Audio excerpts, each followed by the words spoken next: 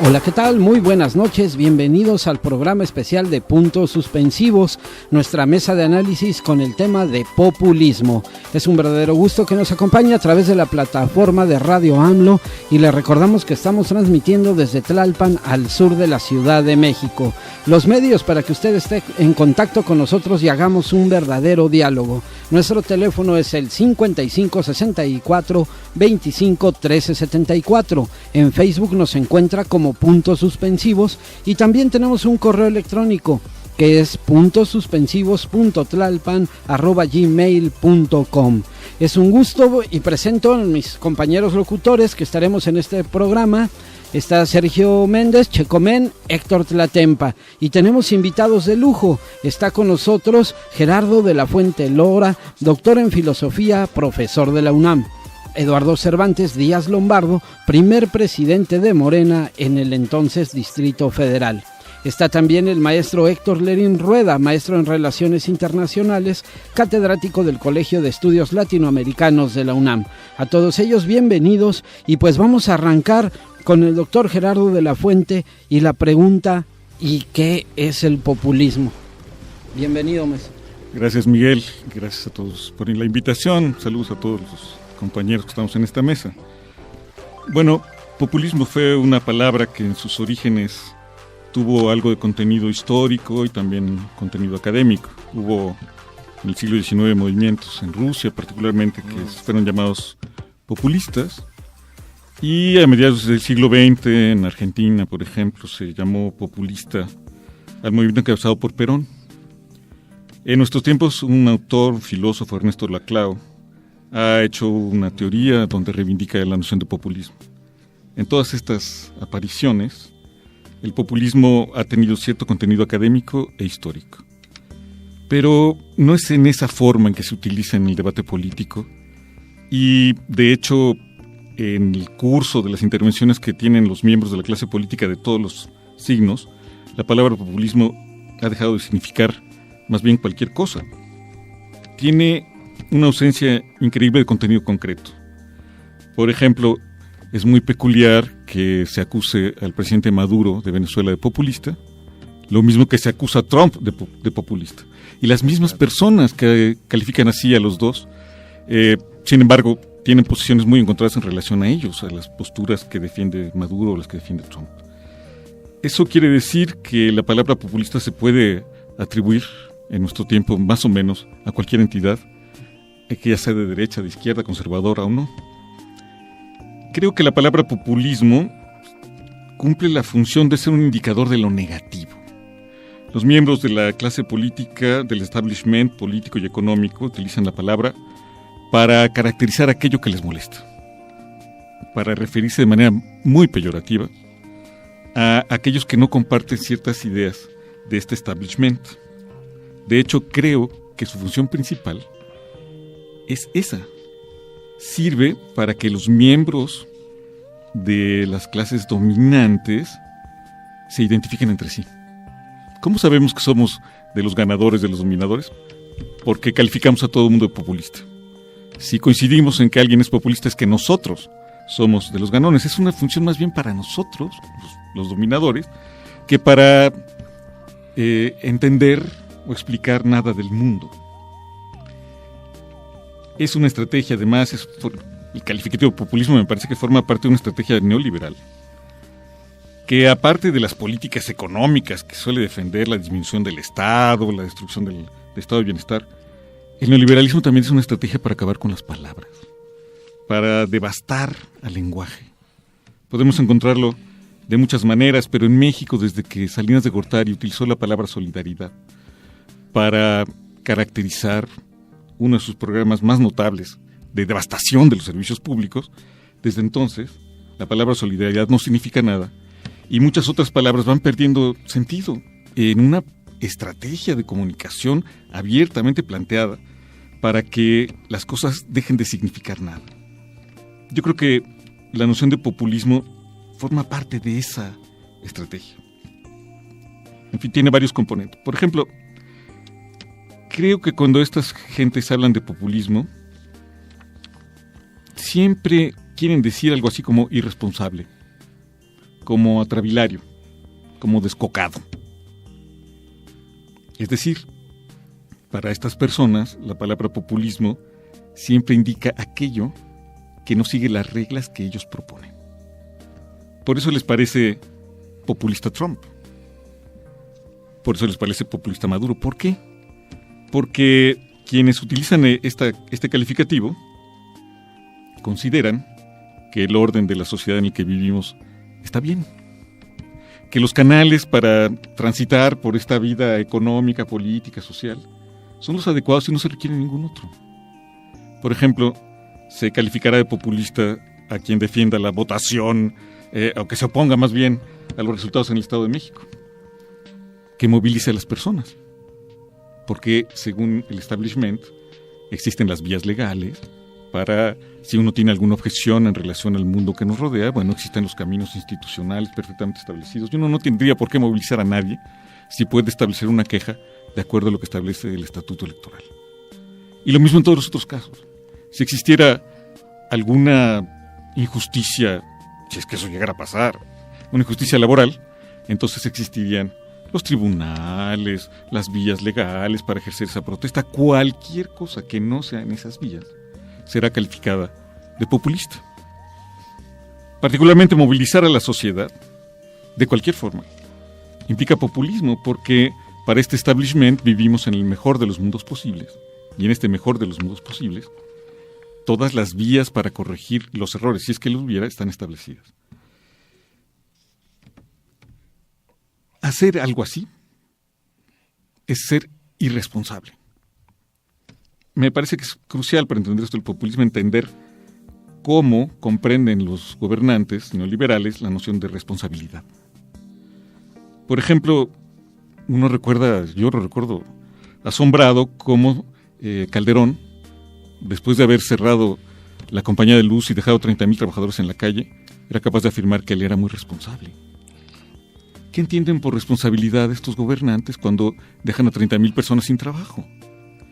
Bueno, los neoliberales entienden que son responsables porque jamás ceden a las demandas populares. ¿Por qué no ceder a las demandas populares es responsabilidad? Bueno, porque para estos gobernantes, si uno cede a la presión popular, lanza el mensaje de que la presión popular puede cambiar las cosas. Por eso cuando hablan de presupuestos balanceados, de equilibrio fiscal, se consideran muy, muy responsables porque son tipos que no van a moverse de ahí, pase lo que pase. Se puede hundir el país, se puede quedar toda la gente en la calle miserablemente, pero ellos se van a considerar muy responsables porque para ellos ser responsable es jamás hacer caso a las demandas populares y mucho menos si para realizarse giran en torno a la movilización social. Por eso para ellos los populistas son exactamente lo contrario de eso que ellos entienden por responsabilidad. Si movilizan a la gente, si insisten en que se cumplan sus demandas, si exigen justicia laboral o de cualquier otro tipo, son populistas porque atentan contra la noción de responsabilidad que ellos consideran. Algo ha cambiado en este mundo de manera muy notable. Digamos que en tiempos de Lázaro Cárdenas, ¿cómo decía uno que un gobierno era responsable?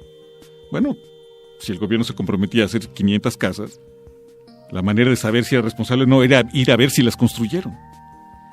En cambio, en nuestro tiempo, el gobierno no es responsable porque cumpla sus promesas, sino porque no cede. ¿Qué les puedo decir? El gobierno entiende que su tarea es establecer una línea de expectativas a las que toda la gente tiene que responder. Hace 40 años que en este país no se cumplen los planes de gobierno. Y desde luego, a nadie se le ocurriría hoy que los planes de gobierno se establecen para cumplirse. No se hacen los planes de desarrollo para que se cumplan las metas que no se cumplen. Se establecen los planes de gobierno para que todos los actores giren alrededor de lo que dice el gobierno. Traza una línea de expectativas y todos los actores políticos tienen que orientarse de acuerdo como ha dicho el gobierno que deben orientarse.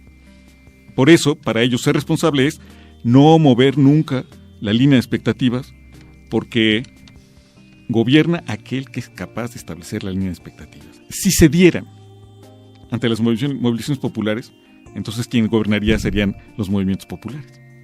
¿Quién gobierna? Y que es capaz de establecer la línea de expectativas.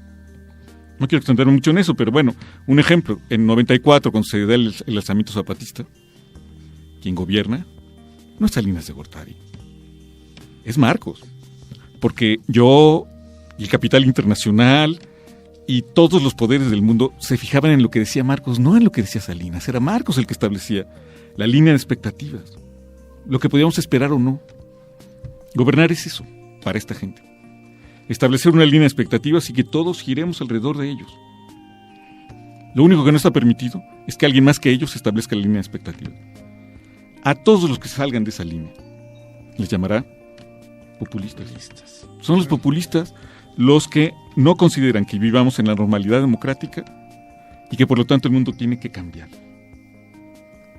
Por eso yo creo que en México los personeros del neoliberalismo más notables, qué sé yo, los Cárcel, los Meade, todos ellos, consideran que Andrés Manuel, los movimientos populares son populistas. Pero también y sobre todo los que hablan de la transición democrática, los grandes teóricos, los transicionólogos, que tendríamos que hacer otro programa después, Miguel, sobre ese tema, porque toda esta teoría de la transición democrática ha sido, a mí me parece, de un terrible daño, ha causado un terrible daño a la manera en que entendemos este país. Pero todos los grandes teóricos de la transición democrática han llegado a la conclusión de que estamos ya en la normalidad democrática. Y por lo tanto, hacer movilizaciones en defensa del voto, tomar alcaldías, mover a la gente, es atentar contra la normalidad democrática, porque para ellos ya estamos en democracia. Ya estamos en democracia, ya estamos en economía, ya estamos en justicia social. Cualquier cosa que atente contra eso es populista. Y por último, también tiene un componente de desdén terrible hacia lo que ellos consideran plebeyo. Porque todavía hay ahí un elemento interesante. Porque populista viene de pueblo. Estos que acusan a todos los demás de populistas son gente clasista, racista, que cree que referirse al pueblo es referirse a lo naco, a lo no educado, incluso a nivel de la academia. Entre académicos se considera al que plantea la transformación social como un populista, y a ese se le considera también como de bajo nivel académico. Es un pésimo académico porque seguramente no estudió en Yale o en Harvard como ellos creen. Son gente muy acomplejada también, que considera que hablar inglés es la manera de no ser de la plebe. En fin, terminaré con eso, pues, que populismo es una etiqueta que se pone aquí a cualquiera que no considere que estamos en el mejor de los mundos posibles. Y a ese se le descalifica. No importa si es por la derecha o por la izquierda, por eso califican a Trump de manera muy interesante como populista.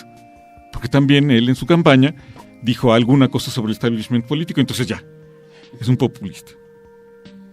En fin, yo plantearía eso para iniciar el debate.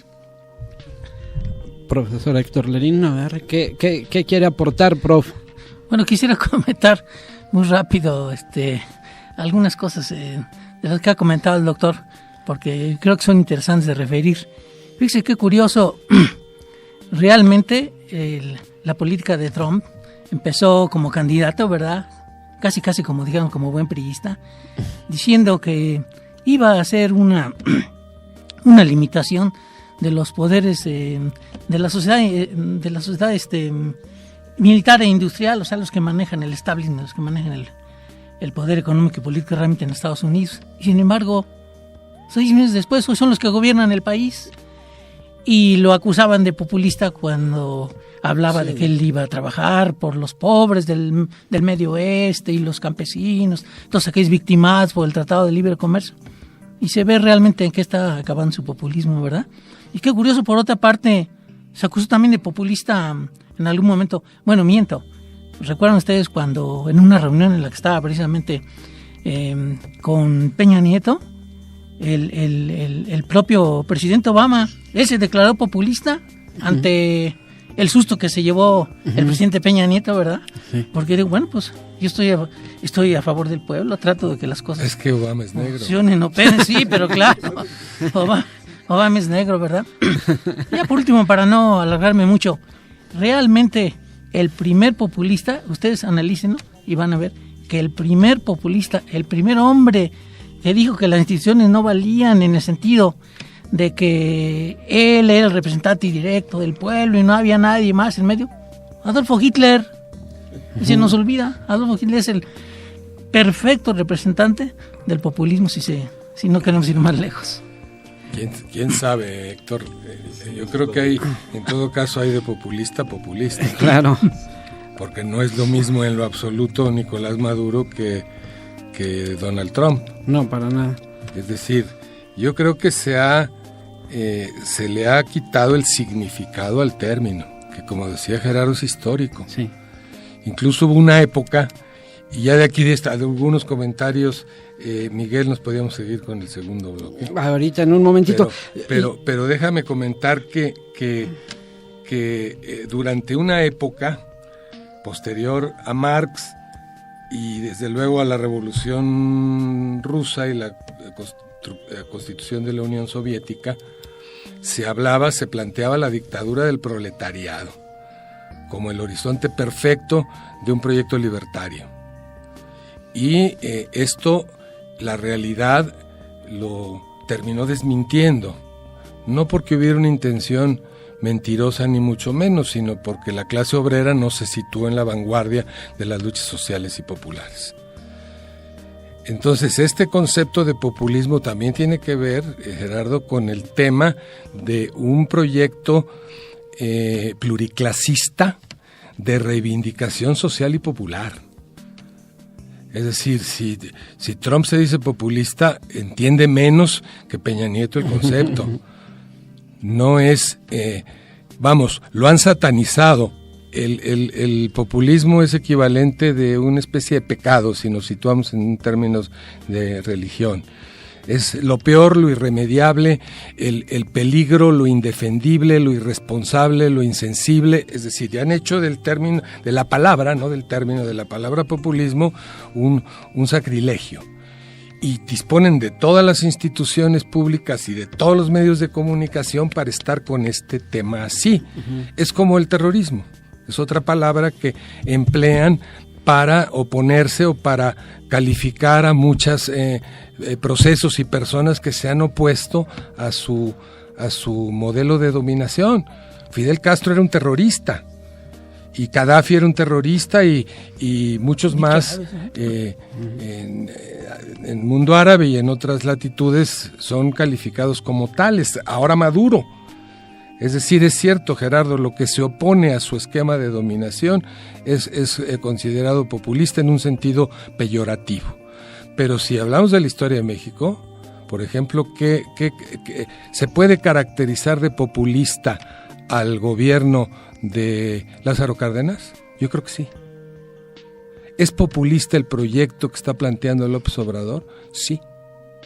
En este sentido real, histórico, académico mencionaste, sí, lo que pasa es que han tergiversado el significado de la palabra, pero si atendemos a su significado en términos históricos y de procesos sociales, no es ningún pecado, hace referencia a un proceso interclasista de reivindicaciones sociales y populares. Muy bien, bueno, pues con ese tema vamos a regresar a nuestro segundo bloque justamente. Agradecemos pues la permanencia de nuestros radioescuchas, vamos a hacer nuestro primer corte de estación y regresamos.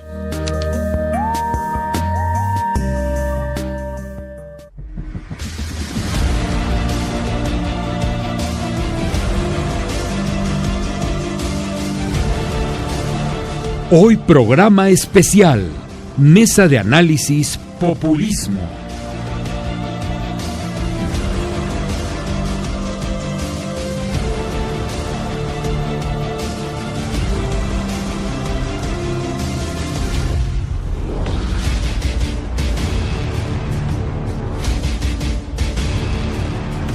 Populismo, análisis en contexto, puntos suspensivos.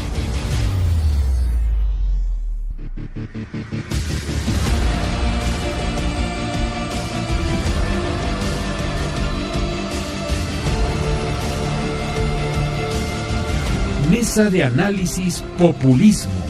Puntos suspensivos.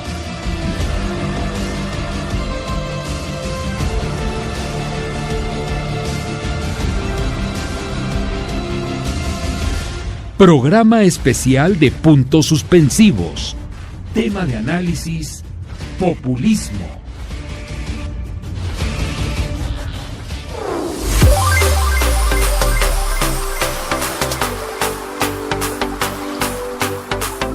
Muy bien, pues regresamos a este segundo bloque y ahora es el momento. Bueno, antes que nada quiero agradecer a cada uno de nuestros ciberescuchas por estarnos siguiendo, que nos acompañan en este momento en esta mesa de análisis titulada Populismo. Y bueno, les recuerdo el teléfono en el estudio 5564 25 13 74. Por Facebook, síganos con Puntos Suspensivos. Y muy bien, pues ahora ha llegado el momento de entrar de lleno acerca del populismo, pero ya aquí en el país, en México. ¿Cuáles son los primeros pasos aquí en México? ¿Quiénes son nuestros primeros dirigentes? Ya empezamos a hablar de eso. Pero muy importante también, y con eso quiero empezar, a cualquiera de los tres invitados, ¿qué hacer ante esto que nos están ya ustedes proponiendo? ¿Cuáles son realmente las alternativas que tenemos, que podemos, por dónde podemos empezar a buscar? ¿Quién guste comentar? Mire, ya llevamos 35 años de aplicación en México de un catecismo económico neoliberal. De los 18 entre presidentes de la República, secretarios de Hacienda y directores del Banco de México, por cierto, todos hombres, no hay una sola mujer. Todos estos hombres estudiaron posgrados en universidades de Estados Unidos, señaladamente en Yale, en Harvard, en la Universidad de Chicago y en el Tecnológico de Massachusetts, precisamente centros educativos de donde surgió el catecismo neoliberal, que aprendieron muy bien, obtuvieron maestrías y doctorados, algunos con menciones honoríficas, y llegaron a México a madrear al país. O sea, el modelo económico neoliberal ha significado decadencia, quizá la peor de la historia casi de 2 siglos de nuestro país, ha significado crisis social en extremo, empobrecimiento del grueso de la población, ha significado entreguismo de soberanía a niveles inauditos. Los últimos eslabones son terribles en la entrega de la energía eléctrica, del petróleo y del gas. Ha significado pobreza en mayúscula, exclusión. Somos el primer país en expulsión de mano de obra. O sea, ha sido un periodo siniestro para la historia de México, el modelo económico neoliberal. Y tiene razón Gerardo, todo lo que se oponga a ese mundo de infierno en términos reales, aunque sea para ellos paradisiaco, es denominado populista. Entonces, a lo que le tienen un temor infinito los neoliberales es a que haya programas de gobierno y políticas de gobierno antineoliberales. No dije socialistas, dije antineoliberales, que es el caso de los gobiernos de Lula y de Dilma en Brasil, de Cristina Fernández en Argentina, de manera muy notable de Hugo Chávez y de Maduro en Venezuela, o de Rafael Correa en Ecuador, o de Pepe Mujica en Uruguay, etc. Y la ofensiva neoliberal instrumentada desde el gobierno de los Estados Unidos, las agencias financieras internacionales, las oligarquías locales, es implacable. Es decir, van con todo en contra de cualquier perspectiva de gobierno antineoliberal. Por supuesto, a esas perspectivas las denominan populistas. Si entendemos la noción de populismo en términos de una alianza pluriclasista buscando mejores condiciones de vida y mejores oportunidades de trabajo, de educación, de salud, no es un término satanizable. Lo han hecho así para encontrar una fórmula sencilla, muy propia de su ignorancia supina de la historia y de las cosas, para descalificar y denostar cualquier riesgo a la continuidad de su dominación. Incluso hace un momento se comentaba, sector, lo de Obama, que le leyó la plana a Peña Nieto. Si pretender pleno empleo y pretender oportunidades educativas para todos es ser populista, yo soy populista, se lo dijo enfrente al sujeto ignorante que desgobierna nuestro país. Entonces hay que situar el término populista, Miguel Ángel, en sus términos reales. Y si por eso te van a descalificar, pues ni modo, es un riesgo. Pero no aceptemos, no traguemos la amarga píldora de que ser populista es ser enviado del demonio con un fuerte olor a azufre. Maestro Lerín, ¿también tiene algo que aportarnos? Gracias. Yo quería comentar algo con respecto a lo que estaba comentando Eduardo. Fíjense qué curioso. Los hombres que en este país han gobernado, por ejemplo, Zedillo y Salinas de Gortari, si ustedes recuerdan, egresaron de las mejores universidades del mundo, en teoría, ¿verdad? Universidades de negocios. Prácticamente ningún otro presidente de México ha tenido los estudios que tuvieron Zedillo y Salinas de Gortari. Fíjense bien, un hombre que apenas salió con un titulito, déjenme ser un poco grosero, ¿no? Un titulito de abogado de la UNAM en los años 40 y 50, encabezó este país en una época en que tuvo los niveles más altos de crecimiento económico. 25 años este país tuvo crecimiento económico, ¿sí? Y era un hombre que solamente tenía un título de Derecho de la UNAM. Y en cambio, los neoliberales que llegaron de Harvard y de Yale, como los que acabo de mencionar, ¿cómo dejaron al país? ¿Sí? Sí, yo creo que ese tema es importante. Deberíamos hacer una protesta y mandar una carta a Harvard, a Yale, para quejarnos la verdad, el daño que han causado a este país. Deberían ser más responsables sobre su forma educacional, la verdad que... En fin. No, pero me gustaría retomar este tema que planteaba Eduardo, que creo que es el más importante. Y entonces, ¿qué hacemos? Porque estas gentes lanzan el calificativo populista y nos dejan a nosotros, nos lanzan el guante, y nos dejan la alternativa de si nos ponemos ese saco o no nos ponemos este saco. Porque podríamos plantear, es que hay varias opciones, podríamos decir en efecto que el populismo también es un movimiento histórico, una serie de levantamientos de los pueblos que han sido todos ellos valiosos, con todos los debates que pudiéramos tener sobre eso, sobre el peronismo, sobre el cardenismo, sobre el movimiento ruso, pero son luchas sociales que tuvieron su valor, lo tienen, y nosotros podemos reivindicar ese valor y entonces nos ponemos el saco de populistas. ¿O no? Nos plantean en posiciones imposibles, ¿no? Nos agarran con las manos en la puerta, somos populistas, entonces si por un lado lo reivindicamos, por otro nos ponemos el saco que ellos nos están aventando y nos colocamos en la posición que ellos, en la que quieren que estemos, y yo creo que esa es la cuestión más difícil. ¿Cómo hacemos? ¿Cuál es la política de comunicación, pero no solo de comunicación, correcta en este caso?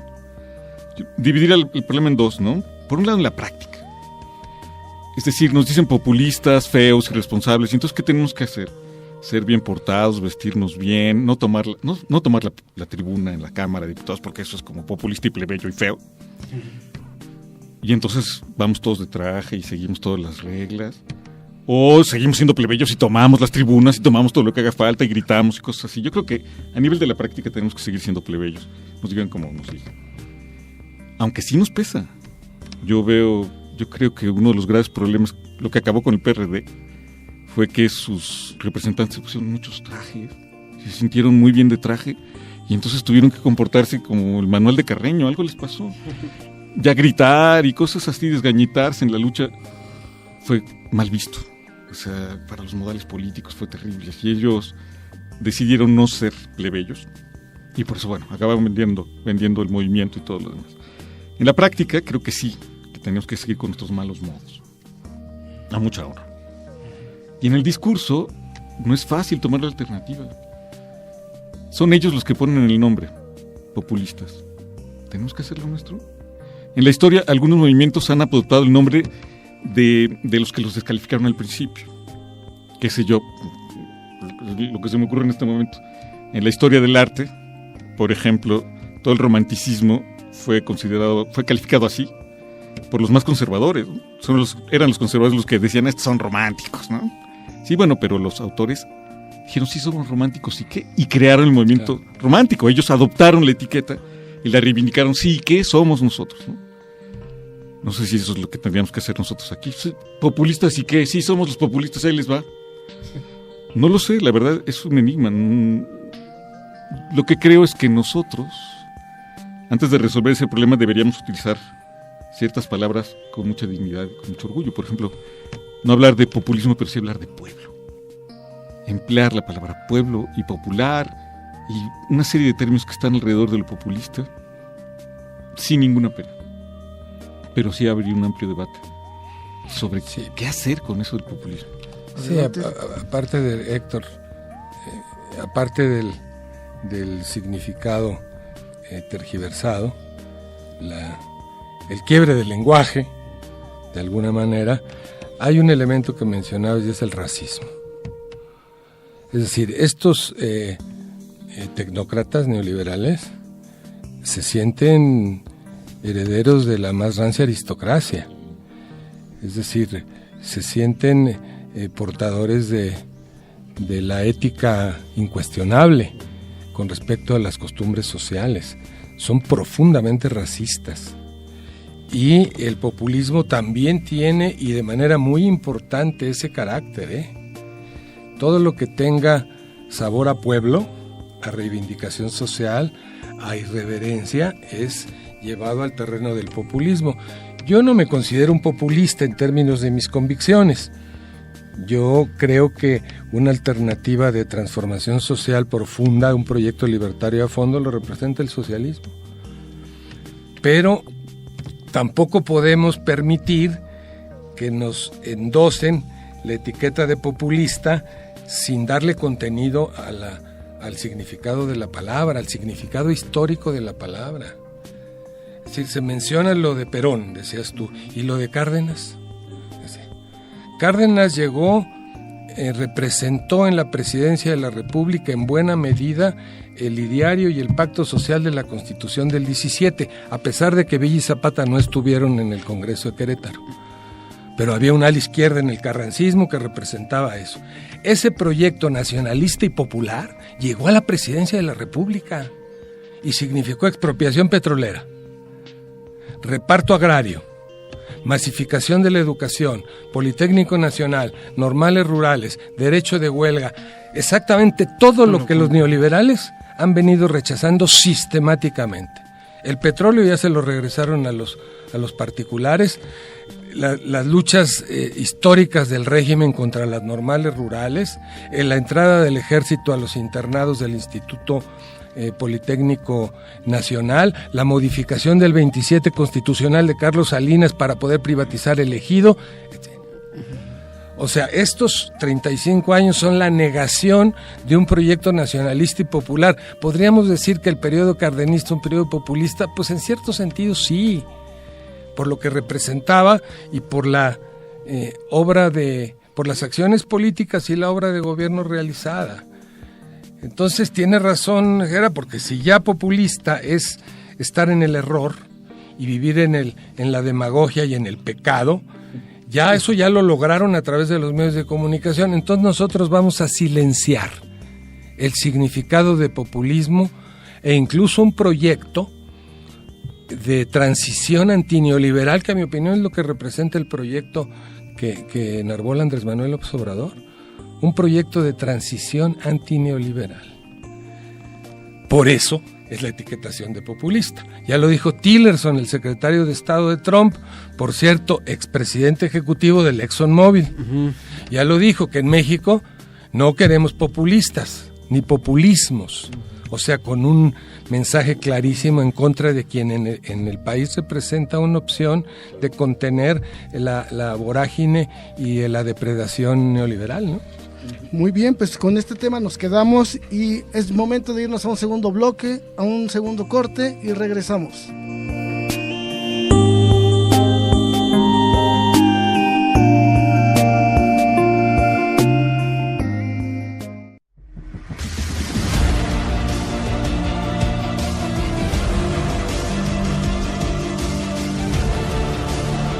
Hoy programa especial, Mesa de Análisis Populismo.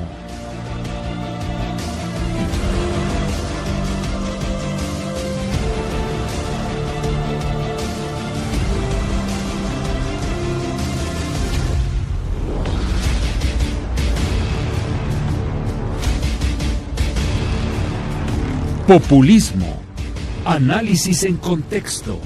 Puntos suspensivos.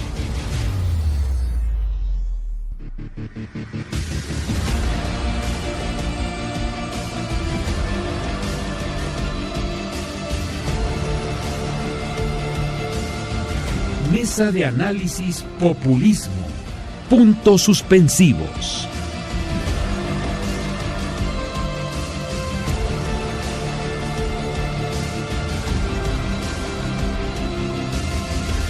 Programa especial de puntos suspensivos. Tema de análisis, populismo.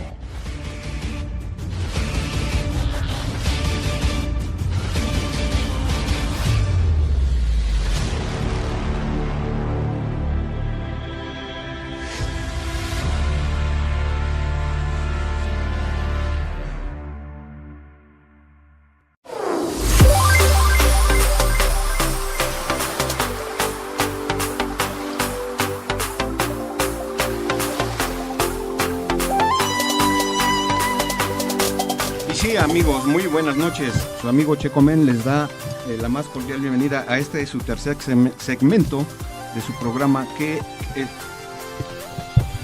es el populismo. Sí, bueno, ok. ¿Qué es el populismo? Agradecemos a nuestros invitados y a nuestros cibernautas que nos sigan escuchando. Pueden hacer su comunicación con nosotros a través de nuestro teléfono 55 64 25 13 74. Y ahorita continuaremos con el profesor Héctor Lerin. Si le quisiera hacer algunas preguntas, a ver si primero le hago las preguntas y luego usted me contesta. Me parece bien. Ok, bueno, las preguntas son el populismo en la izquierda. ¿El populismo es una necesidad en la izquierda? 2. El populismo ha encontrado un refugio en la izquierda de Latinoamérica. Y 3. El día de hoy el populismo puede ser catalogado como una consecuencia del neoliberalismo en el mundo. Profesor. Okay. Vamos a Bueno, en lo que estamos Héctor Lerin, pensando la respuesta. analizando. No, estaba aquí anotando porque realmente me lanzó varias preguntas seguidas y entonces me puse en complicación para anotarlas. No era esa la intención, profesor. Lo hubiera dicho. Muchas gracias. Bueno, yo primero quisiera hacer un recuerdo de que el populismo nació, si pudiéramos catalogarlo en este momento, con una posición, digamos, más actual, nació como movimientos de izquierda. En Rusia, como acaba de mencionar Gerardo, en Estados Unidos nacieron como movimientos campesinos que se oponían a la grave desestructuración familiar, a todos los problemas que el capitalismo estaba creando, tanto en Rusia como en los Estados Unidos. Ustedes se acuerdan, por ejemplo, bueno, en el caso de Rusia ya se mencionó que es realmente un movimiento de campesinos descontentos con el sistema feudal que estaba operando, pero el populismo pues fue vehiculado prácticamente por sectores intelectuales que querían de arriba hacia abajo hacer que la gente tomara conciencia para que se rebelara contra el sistema. En el caso de los Estados Unidos, los campesinos, los agricultores, la pequeña clase media que estaba levantando gas luego de la invasión de México, empezaron a ser víctimas del capital monopólico y también empezaron a crear sus instituciones que les llamaron populistas. Estaban en contra de los partidos políticos y de su manipulación, pero sobre todo del sistema financiero que los estaba ahorcando. De tal manera que podemos considerar que el populismo nació como una posición de izquierda. Ahora bien, en el caso de México, por ejemplo, nos hablaba el maestro Eduardo del caso del cardenismo.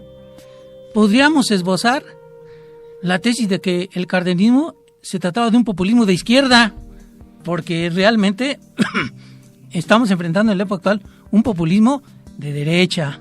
¿Qué quiere decir esto? Que el populismo puede ser utilizado de distintas maneras y básicamente pues por los sectores dominantes.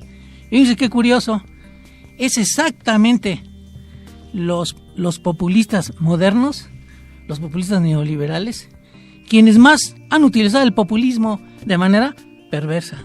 Y sin embargo, cosa curiosa, acusan a la izquierda en la época actual de populistas.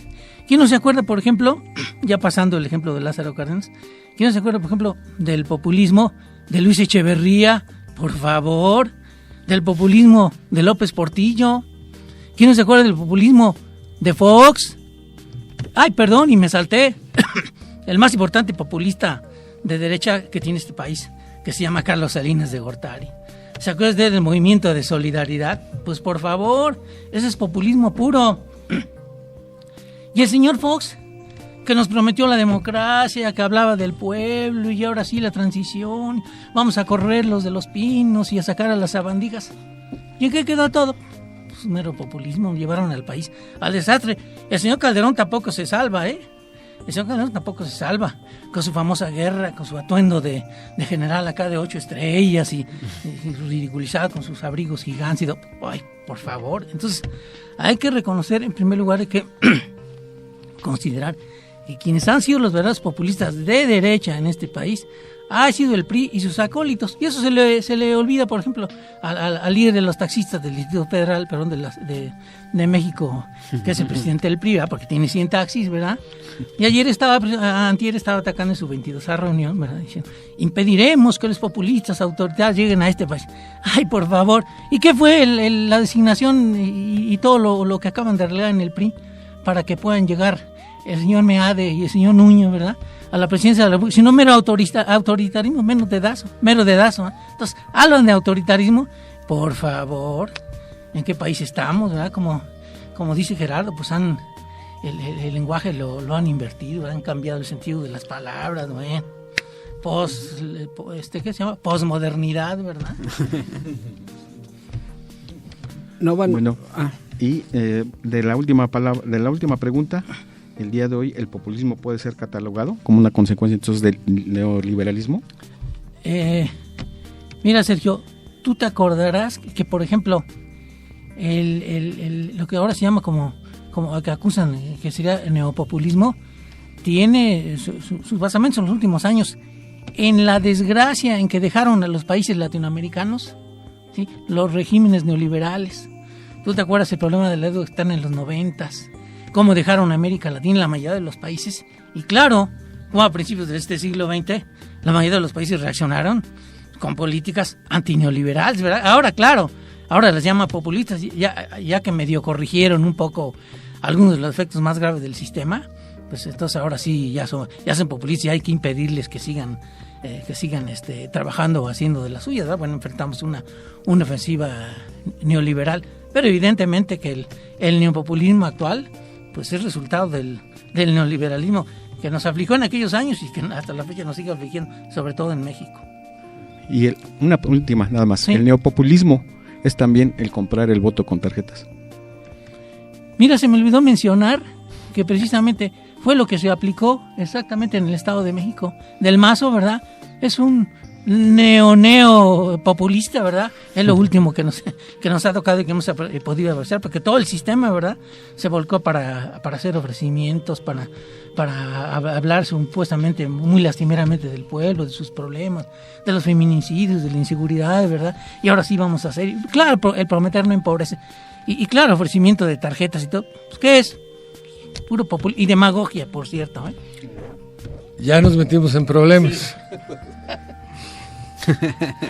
Ahora sí quedó el tema del populismo en situación complicada.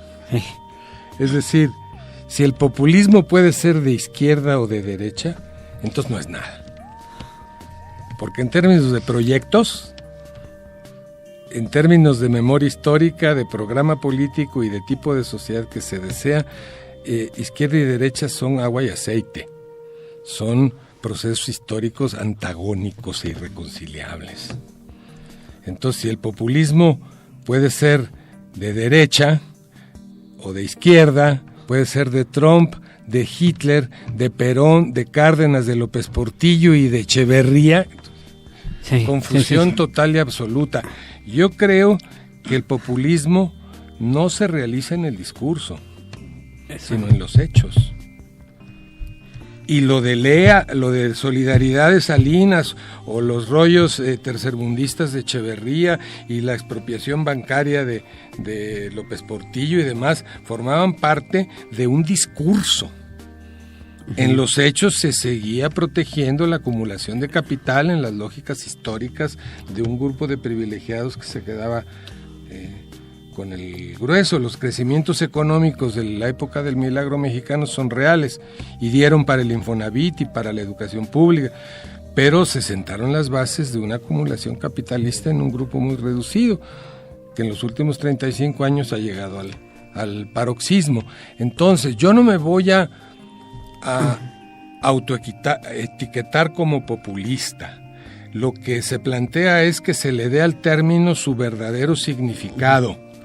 Ahora, ya lograron quizá los propagandistas de la derecha, los tecnócratas, los medios de comunicación, ya lograron inocular el término populista como algo pecaminoso, riesgoso, peligroso, inaceptable, demagógico, retórico. Si ya lo lograron, nos metieron en un problema. Pero lo que hay que tener claro es que ellos han tergiversado el significado del término. Lo han vaciado de significado y han usado esta palabra como invocadora de lo demoníaco.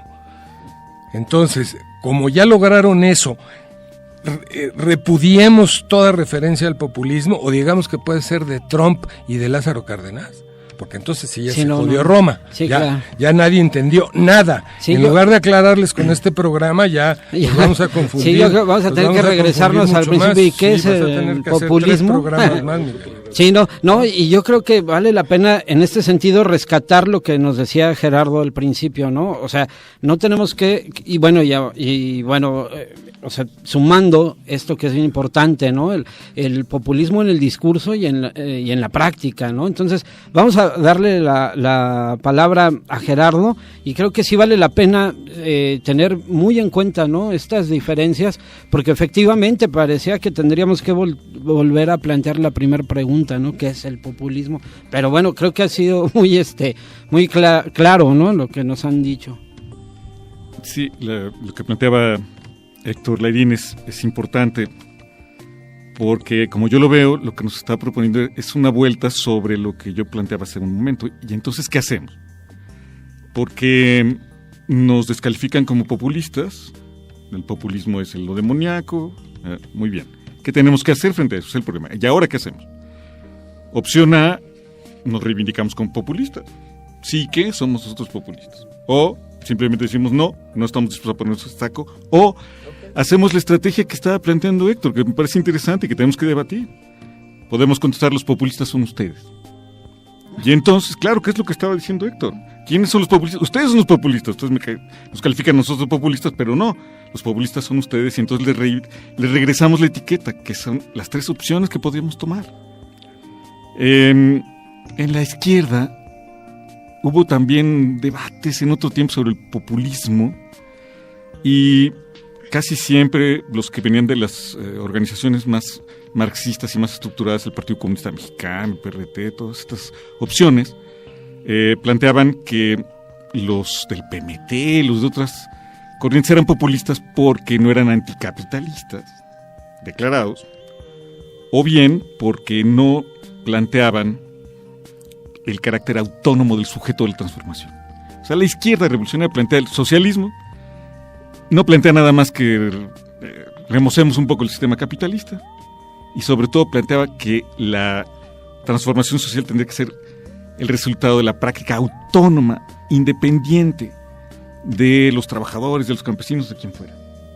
¿Cuál es la diferencia con el priismo de Echeverría y todos estos, que podía haber sido muy movilizador, pero lo que tenía es que subordinaba a la fuerza de los trabajadores, a los colonos, a los obreros, a todos los sectores populares, los subordinaba al Estado?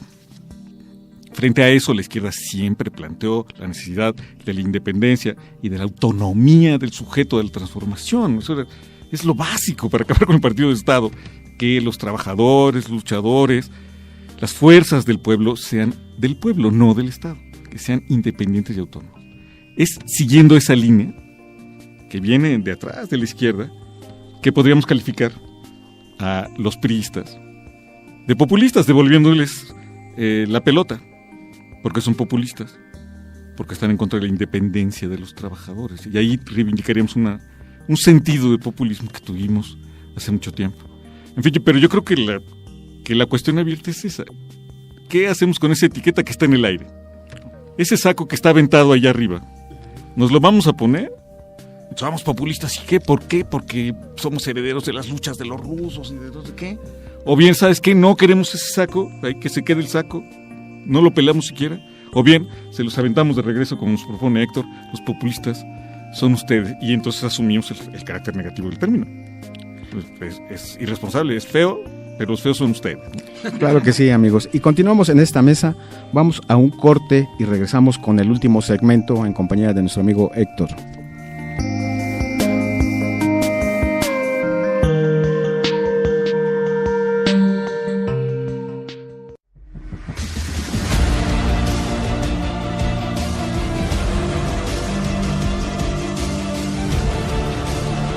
Hoy programa especial, Mesa de Análisis Populismo.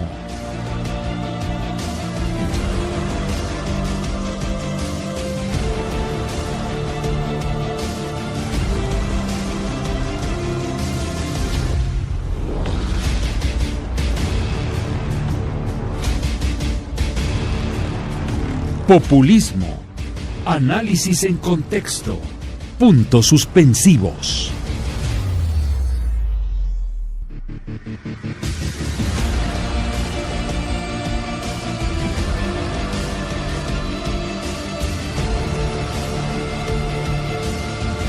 Mesa de análisis populismo, puntos suspensivos.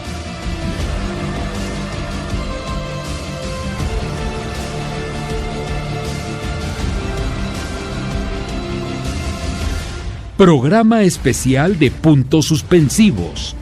Tema de análisis, populismo.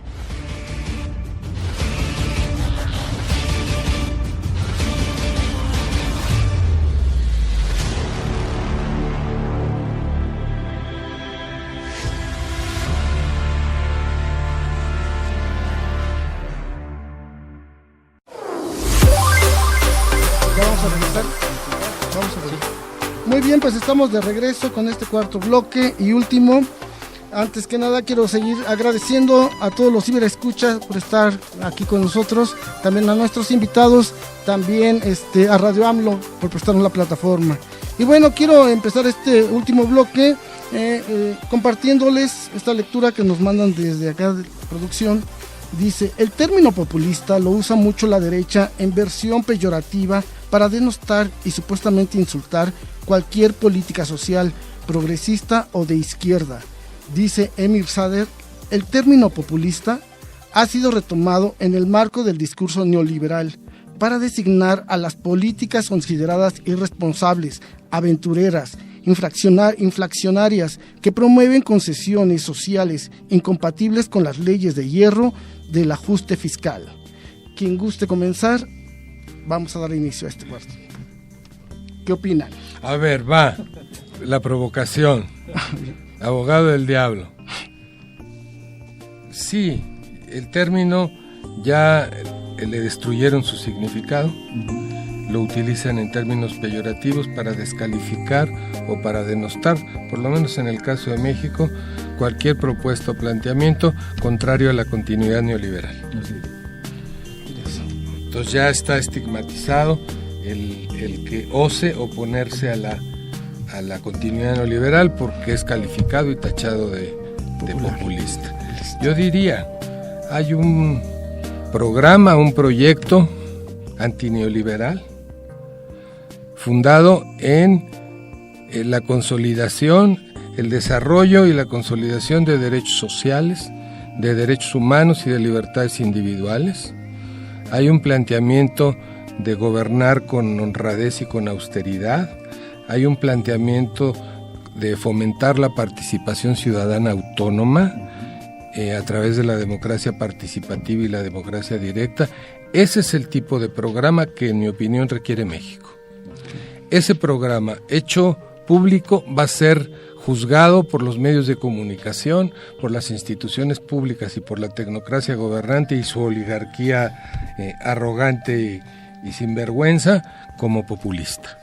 Entonces ya sabemos que cualquier formulación de contención al neoliberalismo va a ser juzgada de populista porque ya se apropiaron de esa palabra, quitándole su significado profundo. Entonces es más bien pronunciarse por un programa y por un proyecto de transformación social, de contención antineoliberal, de contención al neoliberalismo, al margen del uso de esta palabra que se va a seguir prestando a muchas confusiones y a malos manejos, ¿no? A mí me da la impresión, pues, que vale la pena, pues, sí, delimitar adecuadamente la palabra, que la gente entienda, pues, que no es lo que nos están haciendo creer, ¿no? Sino que tiene un significado más profundo y que, bueno, de alguna manera se puede rescatar, ¿no? Ese significado, no sé. A ver, yo recuerdo, o si es que no recuerdo mal, que Andrés Manuel en un momento ha dicho que si a él lo acusan de populista porque está a favor del pueblo, que entonces él es populista, ¿sí? Entonces, quiere decir que tenemos que hacer la consideración de que, bueno, pues aunque nos acusen de populistas, queda claro que los que hacen todas estas acusaciones, pues son las gentes que defienden al sistema, es la mafia, ¿verdad? Son los medios de comunicación. Bueno, pues a la gente le queda claro también de qué se trata el asunto. Y por otra parte, yo recordaba, o mejor, ustedes recordarán, que algunas de las medidas que tomó Andrés Manuel cuando gobernó la Ciudad de México fueron tachadas de populistas. Y sin embargo, con los años, muchas de las medidas que Andrés Manuel tomó, después el gobierno federal las aplicó y en el Estado de México ni se diga. Pero muy mal aplicadas. Ah, no, evidentemente. Y además regateados los montos reales. Sí, evidentemente que sí. Entonces, ahí se ve claramente la hipocresía, pues, de la clase dominante sobre el tema, ¿verdad? Y por otra parte, bueno, pues hay que recordar también, el término populista no es una categoría, será una categoría sociológica, pero sin un fundamento de mucho peso, no sé, yo lo siento así. Una categoría política, no es un método de análisis, pues es una corriente, es una forma de actuación política, así es como se le debe de considerar, ¿verdad? Sí. Yo les quería hacer una pregunta, quien guste contestarnos. ¿Qué opinión tienen respecto al concepto que dio el presidente de Estados Unidos en aquel tiempo, Barack Obama, en relación al populismo, frenando una tontería verbal cometida por Peña Nieto para atacar a la izquierda mexicana? Quien guste.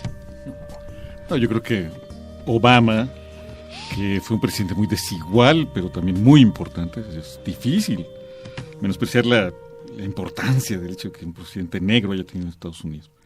Y creo que en ese momento Obama tomó correctamente el tema.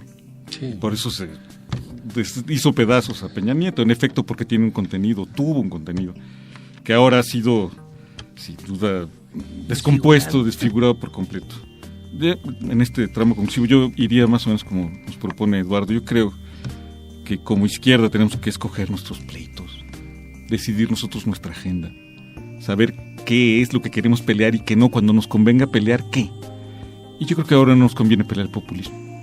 Que nos describan como se les dé la gana, sino que nos digan como nos quieran decir, a nosotros qué. Lo que tenemos es un programa, una trayectoria, una serie de objetivos que cumplir. Cumplámoslo. Si nos describen como nos describan, allá ellos. No tiene la menor importancia. No digo que no importe después, tal vez en algún momento decidamos que lo mejor sería agarrar ese pleito y ganarlo, pero por ahora nos distrae, yo creo. No sé. Bueno, y en este sentido, y ya para ir concluyendo, yo preguntaría, ¿puede ser el 2018 la esperanza de las masas populares? No sé quién. Es una transición, Miguel, lo que representa López Obrador. No es el fin de la historia. Si representa un proyecto de gobierno, de contención y de freno a la barbarie y a la depredación neoliberal, que implica otra manera de ejercer los recursos públicos y de obtenerlos, que significa honradez y austeridad en el ejercicio de gobierno, por lo tanto combate a la corrupción y a la impunidad, que permean en México prácticamente ya todos los niveles, a todas horas, y desde luego fomentar la participación ciudadana, la apropiación social de la vida pública y del destino colectivo. Eso representa ese proyecto, y creo que le iría bien a México y al pueblo de México con un proyecto de esa naturaleza. Ojalá ganara la presidencia López Obrador. Seguramente la va a ganar. El riesgo es el fraude electoral, que ya está en la agenda de los enemigos del populismo. Claro. No sé si quiera comentar algo, maestro Lerín. ¿No? Gerardo, no, muy bien. Bueno, pues amigos, así es como llegamos al final de este programa. Agradecemos la presencia de nuestros invitados, y por último yo quisiera preguntar ¿dónde podemos seguirlos a ustedes? ¿Dónde podemos leerlos? ¿Dónde podemos escucharlos? Yo tengo ahora un libro en librerías que se llama La disputa por Babel, en editorial Ítaca. Se los recomiendo, ahí me pueden encontrar. Y si ponen mi nombre ahí en la página de Google, Torre de Babel, es por la de la Torre de Babel, sí, es por eso. En fin, ahí podrían encontrar. Bueno, pues yo los podría invitar a nuestro curso en la Facultad de Filosofía, que se llama México y América Latina, que versa sobre la relación de México con la región latinoamericana estrictamente, y también a nuestra Escuela de Cuadros de Morena en Tlalpan, que somos pues de los fundadores. Muy bien. De los cuadros políticos. Ok. Yo estoy participando en el programa de escuelas universitarias de Morena, en la escuela que está situada en Azcapotzalco. Es un programa muy interesante. Y un comentario más: la importancia de elaborar un programa y una propuesta política para la Ciudad de México. Se está trabajando en eso, pero importaría que los militantes y los miembros de Morena le prestaran más atención al asunto de las propuestas políticas que al asunto de las candidaturas y los cargos.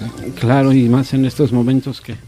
Bueno, pues muchas gracias, agradecemos la presencia de nuestros invitados, agradecemos a Radio AMLO, y los esperamos en nuestra siguiente mesa, que será dentro de 15 días, y muchas gracias a todos. Gracias. Gracias.